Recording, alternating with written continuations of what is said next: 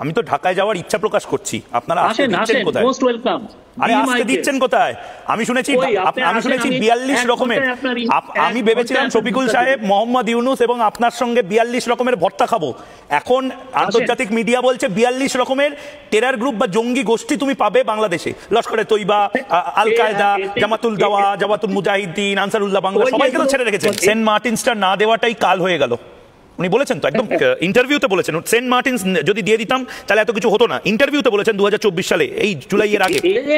এই ধরনের যে গাঁজাখুরি গল্প আপনারা বলেন, আর আপনারা ইন্ডিয়ান মিডিয়া এটা বিশ্বাস করে বসে। ইন্ডিয়ান মিডিয়া হাসিনা যা বলেই ভাবে যে এটা ওহি। কি বলছেন? আপনার তো সবচেয়ে বেশি রাগ হয়েছে ওয়েস্টার্ন মিডিয়ার প্রতি। পশ্চিমী মিডিয়া আর ময়ূক একই ভাষায় কথা বলছে। আপনি বলছেন সারা পৃথিবী খারাপ, আপনি ভালো, আর মোহাম্মদ ইউনুস সাহেব ভালো। আমরা সত্য বলছি।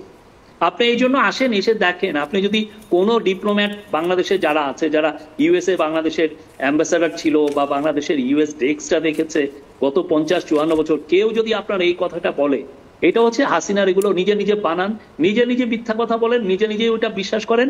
আর উনি দেখেন যে ইন্ডিয়ান মিডিয়াগুলো এগুলো বলে খুব খায়, তো ইন্ডিয়ান মিডিয়াগুলোকে এগুলো বলেন। আচ্ছা, আপনি বারবার আমাকে বলছেন, আমাকে বাংলাদেশে যেতে, ঢাকায় যেতে। আমি আসবো, কিন্তু আসার পরে আমার যদি ইচ্ছা করে ধানমন্ডিতে যেতে, 32 নম্বর ধানমন্ডি, সেটা তো আপনারা যা অবস্থা করে দিয়েছেন। আমার যদি এখন ইচ্ছা করে রাজু ভাস্কর্যের সামনে যেতে, আপনারা তো যেভাবে ভেঙে চুরে একাকার করেছেন। আমার যদি ইচ্ছা করে ইস্টার্ন কমান্ড ইন্ডিয়ান আর্মির যে ভূমিকা ছিল, সেই ভূমিকাটা দেখার জন্য যে মিউজিয়াম, সেই মিউজিয়ামে যেতে, ইন্দিরা গান্ধীর যে ফাউন্ডেশন সেটাই যেতে, 71-এর কিছু সিনেমা বা বই পড়তে, সেগুলো তো সব জ্বালিয়ে পুড়িয়ে একাকার করে রেখেছেন। আপনারা তো রিস্টোর করছেন না এগুলো। মুক্তিযুদ্ধের মিউজিয়ামও আছে, রাজু ভাস্কর্যও আছে, আর 32 যে ভাঙচুর হয়েছে, এটার কারণটাও হচ্ছে হাসিনা। কি বলছেন? 32 নম্বর ধানমন্ডি ভাঙচুর হয়েছে, পুলিশ দাঁড়িয়ে দাঁড়িয়ে দেখেছে।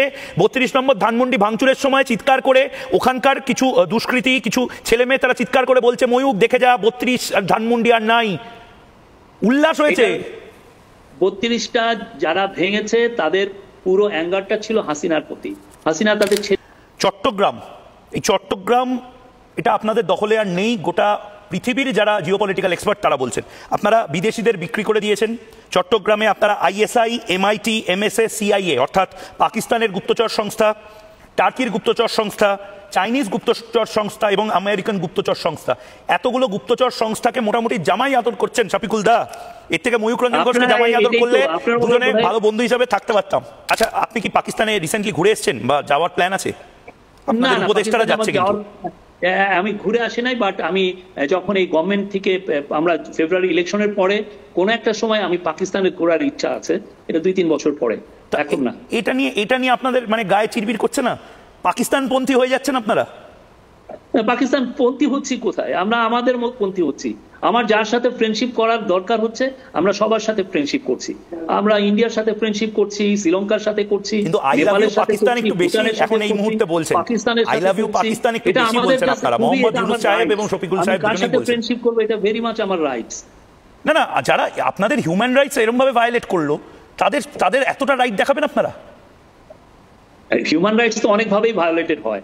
ওই সময় যেটা হয়েছে আমরা সেটার প্রতিবাদ করেছি, আমরা যুদ্ধ করেছি।